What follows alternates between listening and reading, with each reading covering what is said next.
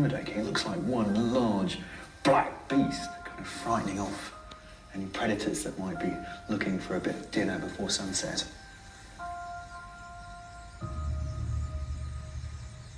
Look at that. Oh, it's almost hypnotic.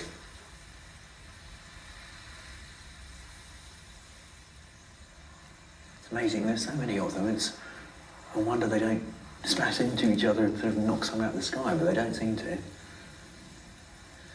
Incredible synchronization. Oh. You're never quite sure what it's going to do next. It's an almost impossible achievement. How can each bird predict the movements of thousands of others?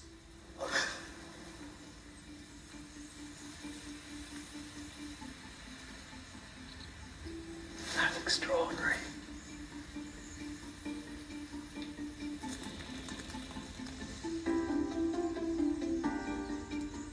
As strange as it seems, by reducing each starling to numbers, we can model what's happening on a computer.